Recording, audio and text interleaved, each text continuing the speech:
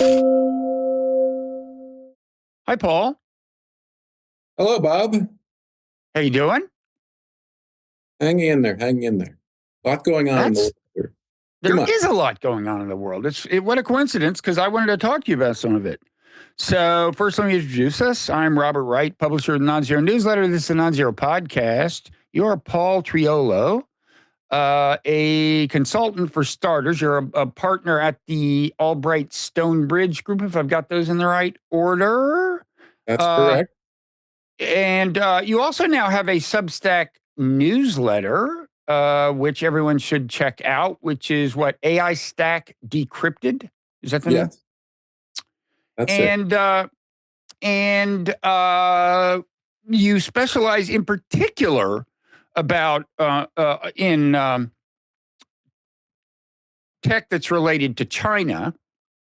And ostensibly, the story we're going to talk about today is not about China, but if you dig deeper, the controversy over this development is very much about China. It's all about China. It's all about China in the end, which is good for you. It's good business for you. Last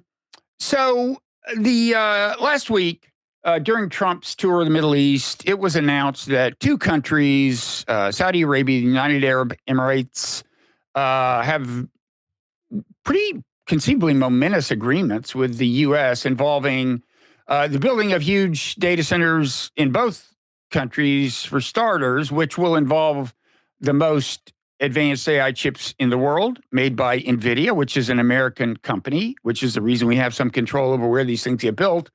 Also, some of the chips are AMD chips.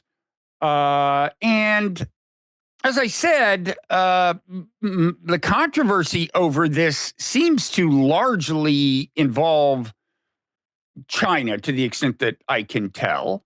Why don't we start out by asking whether you think this is a big story? This is a momentous development. I'm kind of guessing that in a few years, something will happen and we'll say, yeah, it really does matter if these huge data centers are in the Middle East for one reason or another. Do you agree that this is a big story?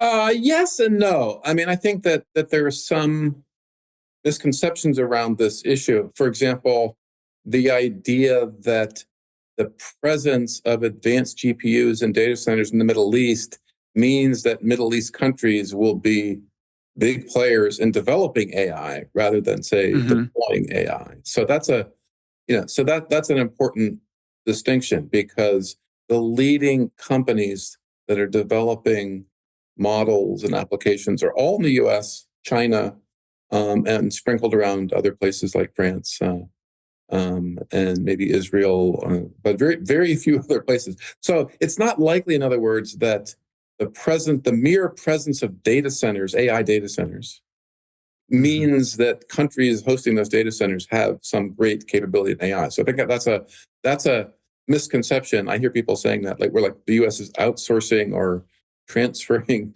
development of advanced AI models to the Middle East. That's not really the case. No. Yeah, but they did announce a new AI company called Humane. That's MAIN. In Saudi Arabia. But I take your point to be that if you look at the AI companies that are actually going to be training models on these data centers, they have names like OpenAI and Anthropic, presumably, and whatever. Right. And others. And also, I think a lot of this infrastructure will most likely be used for so-called inference, which means, running those models after they've been trained. We're sort of in this world where we're going through this transition from roughly, say, 80-20 inference or 80-20 training to 80-20 inference in terms of the capacity of compute that's deployed. Not surprising. That was always the plan, right? The training will continue, but the goal is to, make available more economically and more geographically dispersed capabilities, so that if you're a company in the Middle East running a complicated model or an application, you can serve that up on a local data center. It's much more efficient. So that's sort of the broader goal. It's not really to have these countries become major players in developing those AI models.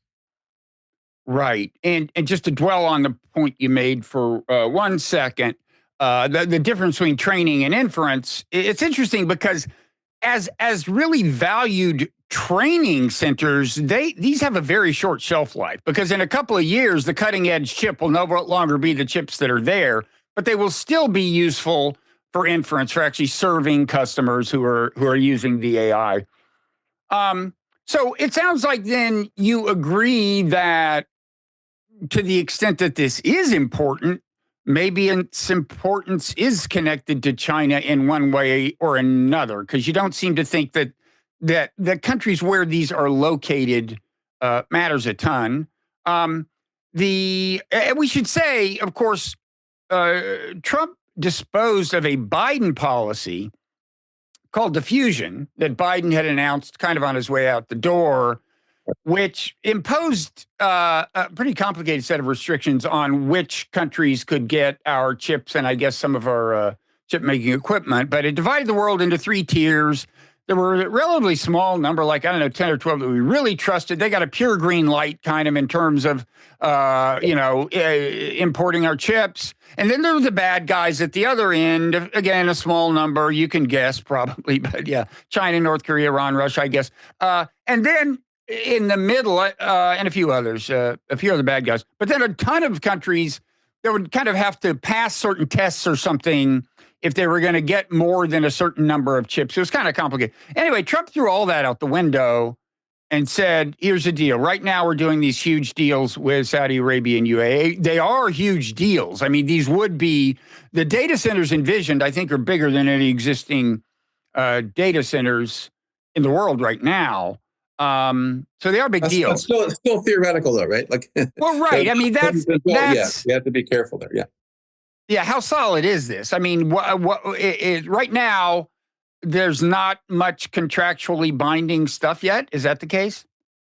Well, it's complicated. So first of all, this is not about semiconductor manufacturing equipment. It's just about GPUs. The chips. And the entire reason for doing the AI diffusion rule, of course, was the Middle East in the first place, right? So we have to go back to last summer when this issue of this major investment and technology conglomerate G42 buying lots of these advanced GPUs led the Biden administration, in particular National Security Advisor Jake Sullivan and then Commerce Secretary Gina Raimondo, to meet with senior officials of the UAE government and company and tried to get them, for example, to promise to drop Chinese companies that they were invested in and not use Chinese equipment. So at that time, last summer, it was clear that governments and big sovereign wealth funds in the Middle East, like in UAE and Saudi Arabia,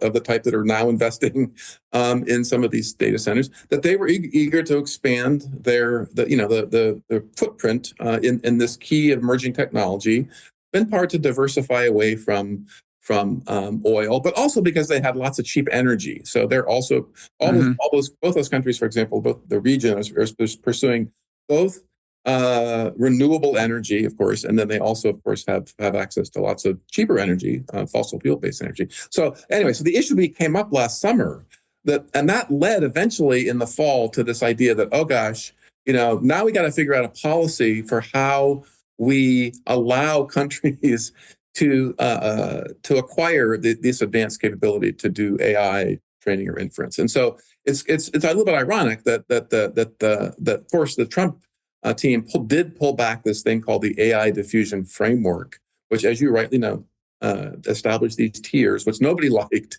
Everybody hated the tiers, particularly the countries in the tier 2 hated it, like Poland and Israel, which was and most Saudi countries, Arabia and UAE, right? Yeah. Everybody hated it, and then the industry didn't like aspects of it too, because, for example, it tried to mandate percentages of AI data center build-outs in certain places around the world, and it put elaborate compute caps on the amount of compute that could be acquired. So everybody hated the rule, basically, except for the people who conceived of it. So in any case, the Trump administration has pulled it back. Now it will be replaced by something. So we have to be careful here. It's not really rescinded in the sense that it's going to be replaced. And what it will be replaced with, we can talk about, but largely it came out of this trip some of that we got a little sense of what it was going to be, that would entail.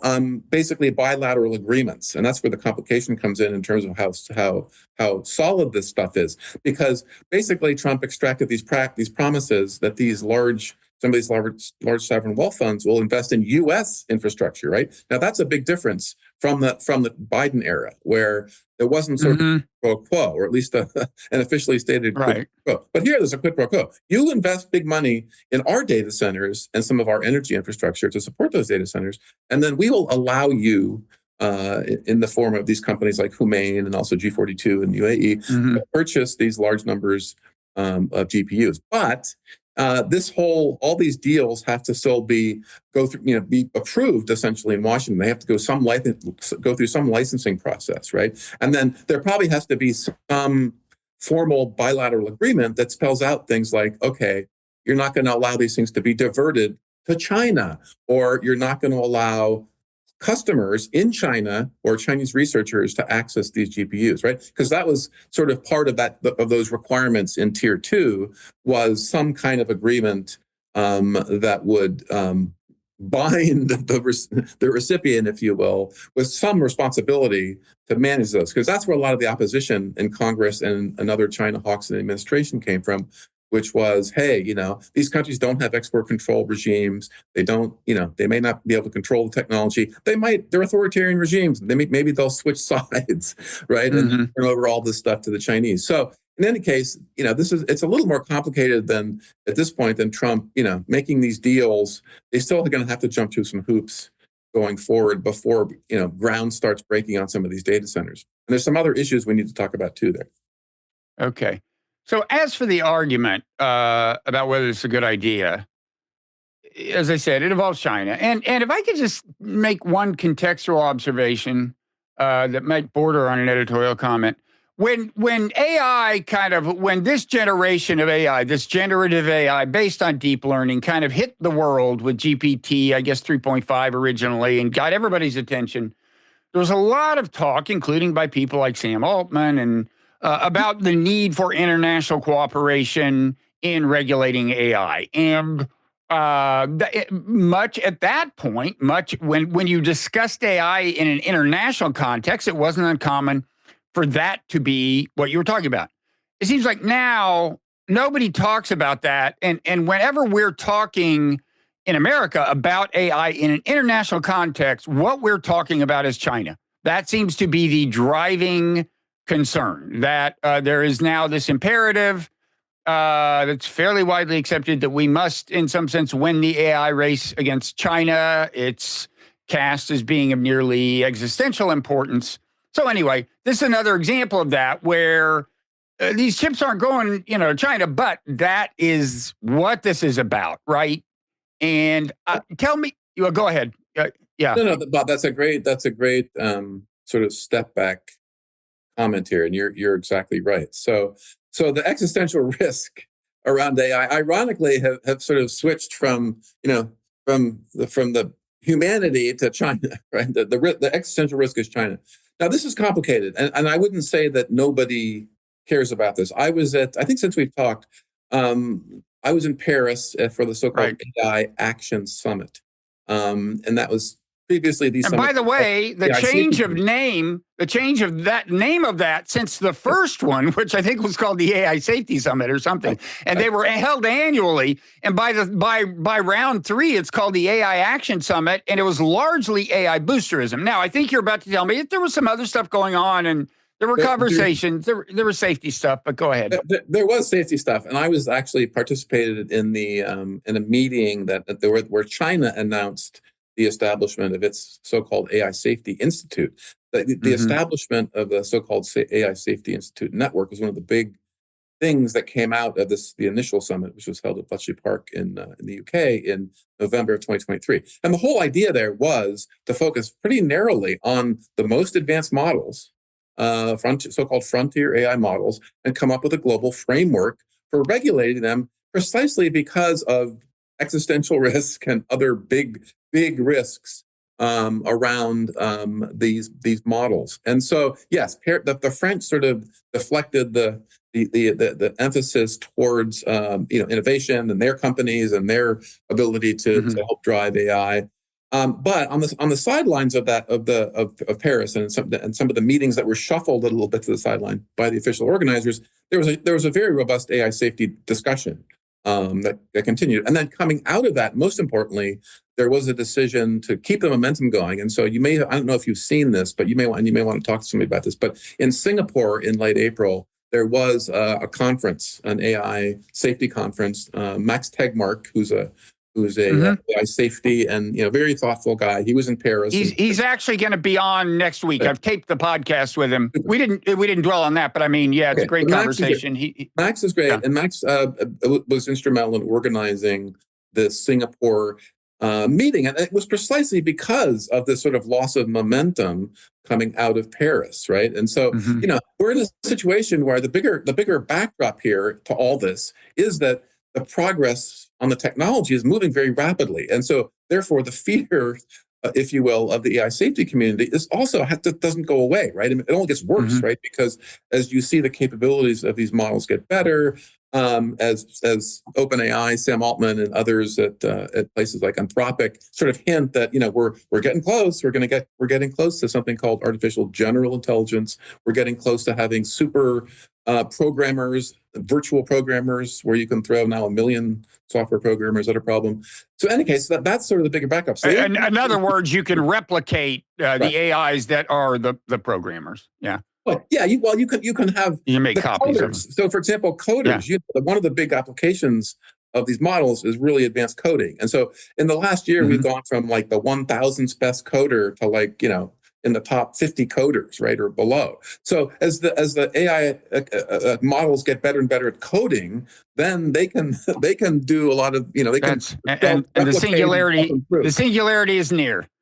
Right, and that's basically what the leading labs are telling the U.S. government, right? And so that is also part of the idea that oh my God, we got to slow China down because we have to get there first, right? We can't allow China to have access to that kind of compute. Now, again, it's complicated because the premise of all this is so-called compute governance, which means controlling these GPUs, controlling China's access to computing. But that doesn't mean that the safety issue has gone away. And in fact, what's interesting is, and this is something that Max, I think, would support, is that the safety community, of course, is supportive of U.S.-China collaboration in this space, right? Because I think, as we've spoken about before, I mean, basically, the U.S. and Chinese companies, and then everybody else. And so, if Chinese companies don't participate in this, then there's no way to get a global agreement, right?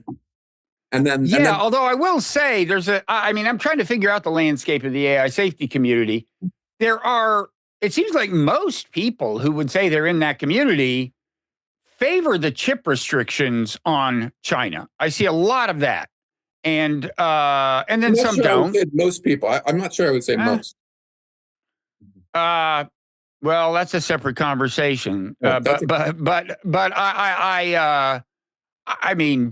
could name several names of pretty well-known people. But so China. Back to China. So I gather two of the main schools of thought on this deal, and tell me if these are the main two kind of opposing schools of thought are. One seems to be, we're pulling these countries out of China's AI orbit or their AI stack orbit. I guess the premise being that they are highly valued, Saudi Arabia, UAE, because they have a lot of money, they have a lot of energy. And so I guess there's some value. I mean, as you said, the Biden administration, when they heard about this deal involving this company, whatever it was called, G42, that had some kind of connection to Huawei, that they got involved and made sure that Microsoft got involved, and we kind of pushed China out. So there's that. I gather some people defending the deal are saying, okay, it's just like the Cold War all over again, where you want these states to be in your orbit, your AI orbit, not China's. But then there are people who are saying, but wait a second, I think ultimately this stuff is going to somehow benefit China by leaking. Maybe chips will be illicitly diverted that we think are going there. or maybe China will find a way to make use of the machines or something. Anyway, there is that kind of fear on the Right. other side. Are those the two main sides of the argument? I'm not asking if you think either of them makes sense, but is that Those are two sides of several sides here. Two sides of a okay? double-sided argument. So yeah, a lot of the pushback against the diffusion rule, for example, came from industry. Industry was basically saying, this is U.S. industry, right? They were saying the cloud providers and systems integrators and NVIDIA, the companies that produce the actual hardware, their argument was, look, let the sort of market determine where this stuff is built. And we think our stuff is better. And so we need to make sure that countries are buying U.S. technology, and therefore they won't turn to China for that and Chinese companies for that technology. And so that's sort of the bigger picture. Yes, I think the diversion issue and the sort of smuggling issue, these are sort of distractions, right? I mean, it was funny. Jensen Huang from NVIDIA said something like this yesterday, that, these systems that NVIDIA is not producing, it's not a GPU it's a 2-ton system that they're shipping that has, multiple dozens of GPUs in it, and hardware and cooling and networking. And he said, it's pretty hard to smuggle a 2-ton system into China. And so, the smuggling and diversion issue is sort of a bigger issue. And actually, the same week that Trump made some of these deals, the U.S. Commerce Department put out some guidance, to help companies to detect diversion. And then, significantly, what they did also was say that the Huawei alternative, right? So the Huawei has alternative GPUs, right? They basically said that any of those most advanced GPUs, the 910, B, C, and D, were likely, although they didn't say for sure, produced in violation of U.S. export controls. So this was sort of the corollary of the deals was, hey, oh, by the way, if you're thinking of using Huawei hardware as an alternative, right, then you have to think you might run afoul of U.S. export controls. A pretty serious sort of threat, extraterritorial threat, because and we can talk about this. There's no way for a company to determine on its own whether a particular semiconductor was manufactured or not in violation of U.S. export controls. It's way beyond their ability to do that. They'd have to hire somebody to tear down every one to determine that. Anyway, so that's the other piece is that the bigger goal of the way the Trump administration is going to approach this diffusion rule is do the bilateral deals, get some investment in the U.S., get some agreement on controlling the hardware, and also warn people that, oh, by the way, if you choose to try to go align with the China alternative, the China AI stack, as it were, and we can talk about what that includes, then you could run afoul of U.S. export control. We're not going to really tell you, how that could be, because even the U.S. government does not know for sure which specific Huawei Ascend processors, for example, could have been manufactured in violation of U.S. export controls, because it's a complicated issue. And you're right. And can I ask follow up on that a little? So the fear is that these countries will get enmeshed with China's AI stack rather than ours. For the time being, that's in a certain sense hypothetical, in the sense that only we have the most advanced chips. But as you know better than perhaps anybody, Huawei is catching up, notwithstanding the restrictions that have been imposed on Huawei, in addition to the import restrictions that we impose on China for importing NVIDIA chips and so on. But anyway, for now, any country that wanted to have a state-of-the-art data center, they would go with NVIDIA chips and not with Huawei's. But let's assume that Huawei does keep catching up, and I think you're among the people who think that China is developing, coming closer and closer to having an indigenous capacity to manufacture even the most advanced AI chips. Let's assume that were the case. Can you sketch out exactly the fear? Okay, so what is it that happens if a country is enmeshed with China's AI stack rather than ours? Do you know what the specific scenarios are that these people play out? What bad thing happens? Well, that requires another step back to sort of what the general concern is. So the issue the issue, as you stated earlier, which we need to explore in a little bit more detail, it's a complicated issue, is the idea what we're locked into now is that the goal is to get to artificial general intelligence first. And the reason for the controls on semiconductors is to ensure the U.S. gets there first. Now, why is that important? Well, it's interesting. If you look at my Substack, I did a critique of a very interesting podcast that Ben Buchanan, the former Biden White House AI czar, did with Ezra Klein 2 months ago. And in that, he was asked very specifically, what does the world look like if China gets there first, right? And so, he gave a very interesting answer. He went immediately to the idea that China would deploy this advantage in the cyber domain and, take down U.S. critical infrastructure. This was what he asserted, right, as the real reason. Now, that's again, I'm a little bit skeptical that that's what the Chinese would do if they got to AGI first.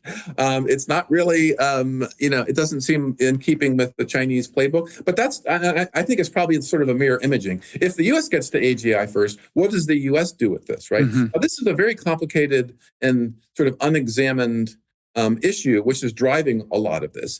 And it really comes down to what researchers have asserted is that the country that gets there first has what's called a decisive strategic advantage. I've written about this on my Substack.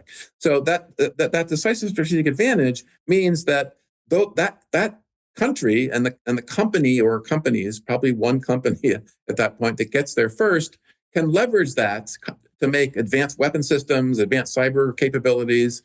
And then, that will provide a sort of decisive strategic advantage. And then that country could then sort of lord it over the other, in this case, the other superpower, right? Whichever one gets there first. And so that's sort of the underlying thinking. Now, that's really complicated issue as to how we will know, who gets there first, and what will the other side think if they think the other side is getting there first. Now that they know that the other side will lord it over them, when the other side gets to AGI first. So anyway, that's sort of the bigger picture that here. But when you sort of get down to the issue Can of, I just interrupt and say one thing?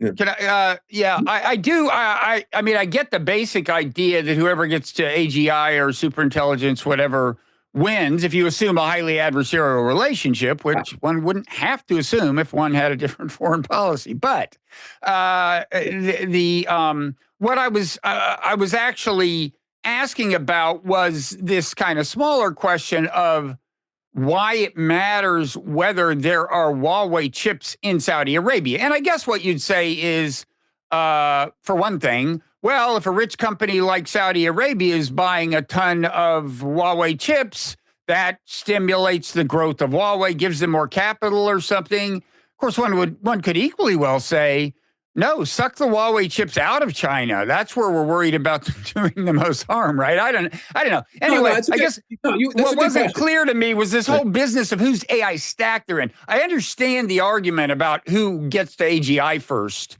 It wasn't, and I guess the question about the AI stack is implicitly connected to the AGI question. The argument would be something like, if China's Huawei's AI stack is being used in other countries, first of all, the U.S. loses control of that country in terms of having it alive, U.S. on AI, whatever AI development or AI regulation.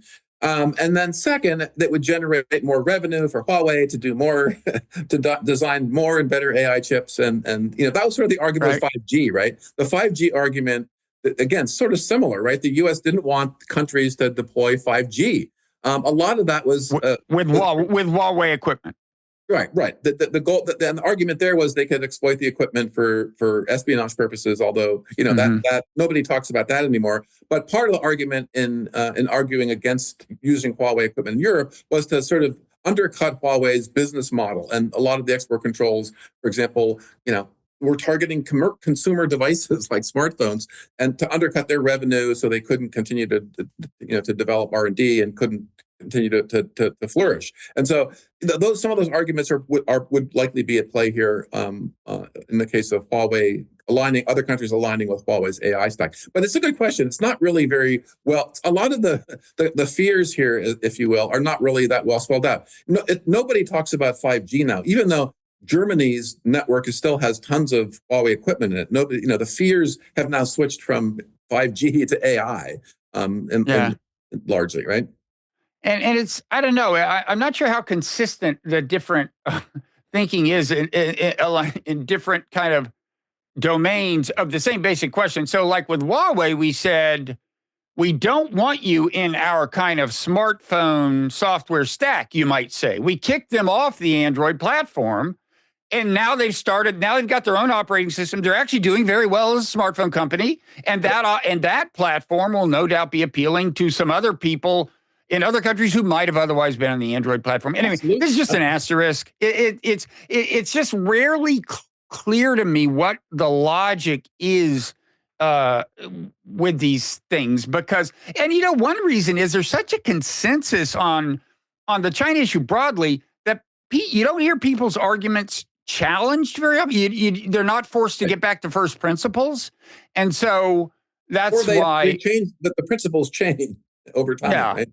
Yeah. No, I've written a lot about this, how the goalposts change, and particularly for industry. And then, yes, a lot of the justifications for some of these things, aren't really very well examined. I would argue that the AI one falls into that, because the idea, for example, that we're going to get to some inflection point, and China could get ahead and develop advanced AI and then use it against us. Again, I'm a little skeptical that sort of dynamic would necessarily play out in the way some of some people think it would. And interestingly, the CEO of Anthropic, Dario Amodei, if you haven't read his I have essay, Machines of Loving Grace, which has this section on why we have to squash China. Yeah. Well, yeah, he's careful not to say China, but it's authoritarian. Well, every time he says authoritarian, he refers to an authoritarian bloc. I think we know who he's thinking of as the leader of that, and he says we have to secure and maintain dominance, including at one point he used the phrase military dominance, I think, until they abandon their anti-democratic ways or something, and he doesn't specify what that would mean.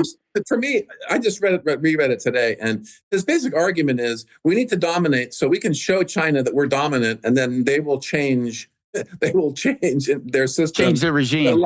Which, again, I mean, I'm sorry, but it seems to me a little bit naive to think that this is the case. And then, of course, then there's the whole Taiwan issue too, which is at play here. So, but again, that's the kind of, and if you read that essay, you're any kind of geopolitical, great power competition strategist is going to read that and go, okay, wow, somebody's in for a rude awakening here if they think that China is going to is going to go bow down to U.S. AI dominance and say something and change the system. I mean, again, I don't see how we get to that situation. Yeah, well, I think part of his stance may be defensive. He's worried. He wants to make sure that they can't dominate us with AI. And again, people rarely trace out what they're afraid of.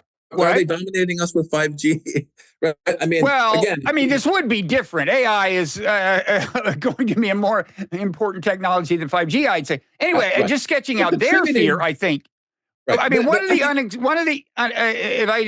the unexamined assumptions, I think, is that China would like to convert all other nations to its form of government or something. There's no evidence of that. I know there isn't, but I really think that's behind a lot of this. And so I think from Dario's point of view, it's like, well, okay, even if they never buckle and whatever he wants them to do by way of paying their respects to democracy, even if they never do that, at least they won't come, turn us into their slaves, which I think is what he fears. Again, I agree with you.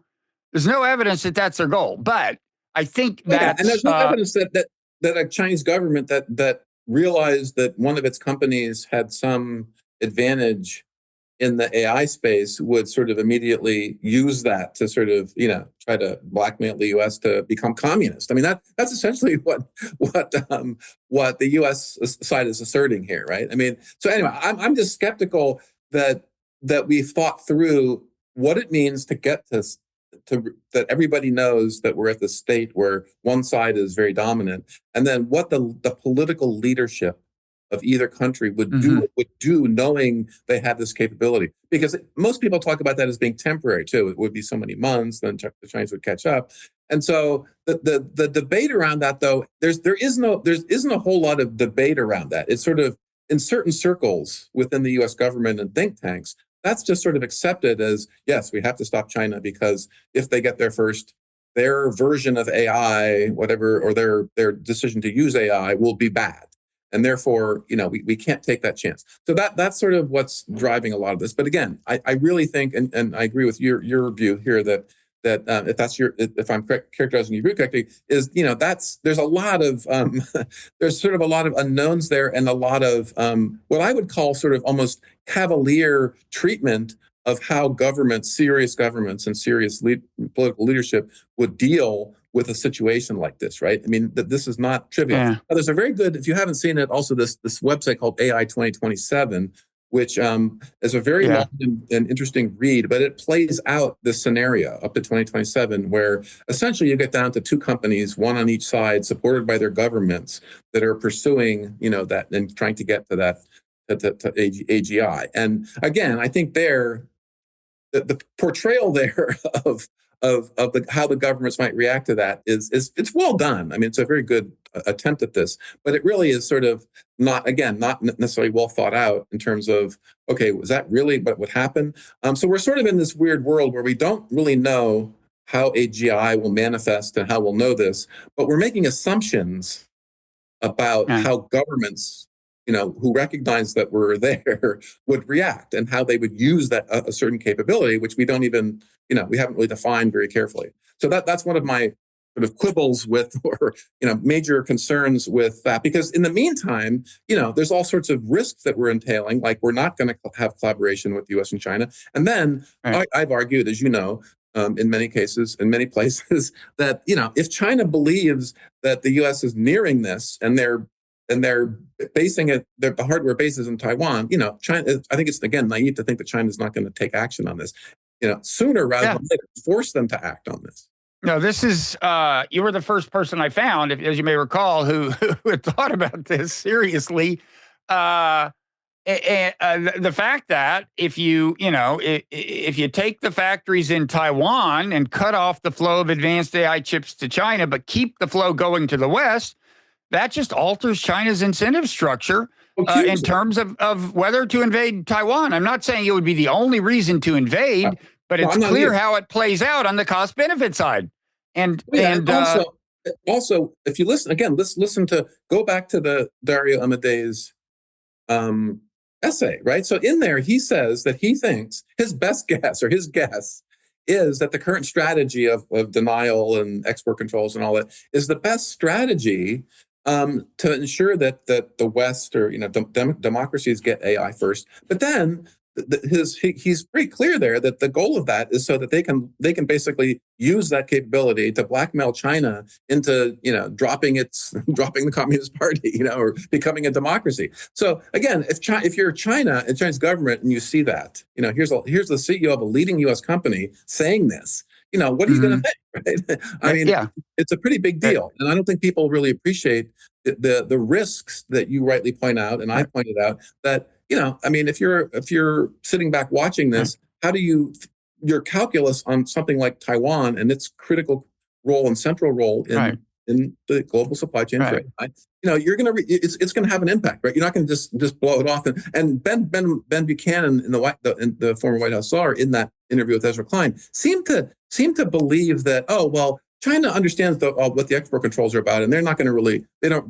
We should still be able to talk to them about safety and other things. And I'm like, again, I think that there's a lot of sort of misjudgment of China and the Chinese system and how it works, and what's going on here, right? So I'm a little concerned that we're again, we're sort of sleepwalking into conflict based on these ideas that haven't been very closely examined and well thought out, and the collateral damage, could be considerable. And just one other quick item. I just wrote a piece on this, but there's the rare earths too, right? Like in the next couple of weeks, we might see major companies in the U.S. have to shut down production because the Chinese cut off rare earths because of the export controls, right? So further collateral damage of the type that I've been talking about for some time on this. So anyway, so there's a huge sort of cost side to this. The benefits are at some future point when we may get to AGI, and then we may have some lead over China, and then we may, do something with it, right? So but that's the problem, is that there's these very different sort of costs and benefits that are out there, and then there are opportunity costs, right? Because, for example, we won't likely collaborate with China, or China will not see fit to collaborate with us on AI safety. And so then we're going to be not only in a race, but we're not going to probably know ultimately what China is doing in the space either. Just as at some point, probably U.S. companies like OpenAI and Anthropic will not be releasing their latest model. They'll kind of go quiet because they're getting close to something. So anyway, so it sets up a very dangerous dynamic, in my view. The whole thing sets up a very dangerous dynamic that we're not quite in yet, but we're sort of in the middle. We're like in the first inning of a 9-inning game. And by the time we get to the 7th inning of this game, people are going to be running for the exit. And just to drive home something people may not realize in terms of danger, so all of the most advanced AI chips that OpenAI uses and so on, they're made in only one place, Taiwan. There isn't a second factory where NVIDIA makes these chips, okay? And Taiwan is, you may have noticed, is very close to China. China considers it part of Taiwan. And in fact, the U.S. doesn't even disagree. We don't recognize Taiwan as a sovereign nation. We have a one China policy, which means that, in some sense, they're part of the same polity. We just want them to work it out peacefully. And, it had been the case that the fact that these factories are sending these great chips to China was a deterrent to invade, because the factories might get blown up. And obviously you care a hell of a lot less that they might get blown up if you're not getting the best chips. There's that. I want to quickly say one more thing on the cooperation front. I remember a couple of years ago, Mustafa Suleyman, who is now, I guess, head of AI at Microsoft or something, he was one of the co-founders of Google DeepBrain. And he had, I think there's a DeepMind and a DeepBrain. Anyway, he was co-founder of what became the heart of Google's AI operation after Google acquired it. Anyway, he was saying, I'm a skeptic of these export restrictions on chips to China, but if they work and we really play it well, and so China, in exchange for relaxing them, we do draw China into these cooperative arrangement where these rules of the road of AI.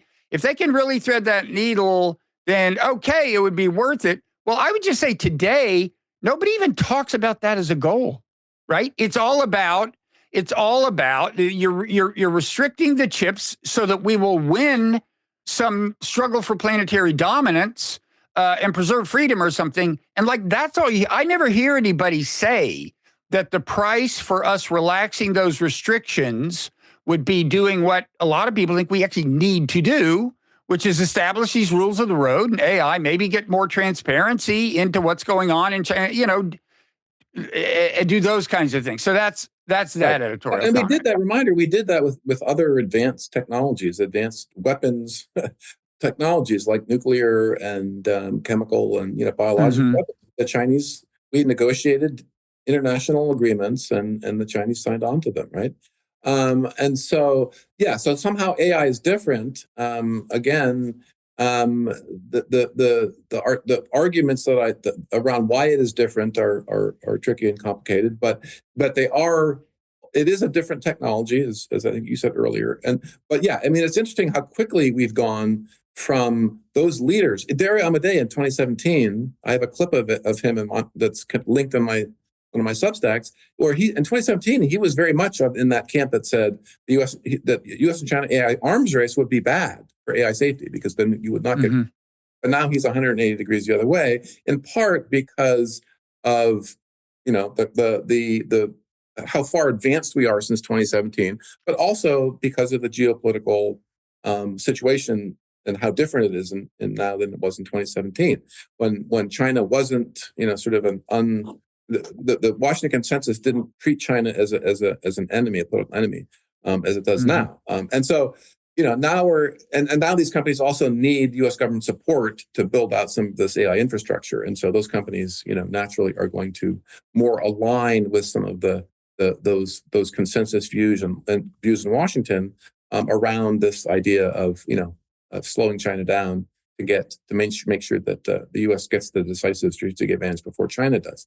So yeah, I mean, it's a very strange dynamic. Now, but getting back to the safety community, I think I would just say that you had indicated earlier that a lot of prominent safety people support the export controls. I would say it's a little more complicated. I don't think I think most of the safety, the really serious safety people support China's participation in a global dialogue. And that's, again, what happened in Singapore. There was a Chinese delegation there that participated. And, Singapore and the UK, for example, both are sort of potential bridges between the US and China, who both believe that China should be part of this. That was the whole point of the Bletchley Park, the first conference where China was invited. The US was not supportive of China being invited. There was a sense that, well, the democracies should get their act together on AI safety and then, let in the authoritarians like China. But the UK did not agree with that, right? And also Singapore, I think, would support the participation of China and Chinese companies in this because there's such important players here. So the safety community is a little more complicated than everybody believes that export controls are working. It's really the belief that China needs to participate. If that requires some relaxation of the export controls, then I think they would support that. But yeah, there are individuals that I could name also, who I won't, who are very much aligned with this idea of China as sort of the ultimate threat on AI. A lot of these people come from this effective altruism background too, which is another piece of this we haven't discussed, but that's important. A lot of the idea that effective altruism, and the theory is to make sure that AI doesn't do bad things.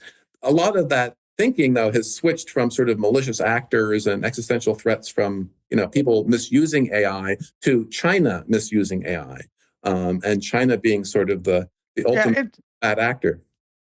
So, okay, I want to talk about that more because, a few of the people I think of in the safety community who are not China hawks and are on my side of this are actually EA people. So I would actually like to get into some name naming. You don't have to do any, but I'll name names on both sides of this argument as I see them. However, I will do that in overtime, which, as you know, is the section of our podcast that's available to paid subscribers of the Non-Zero newsletter.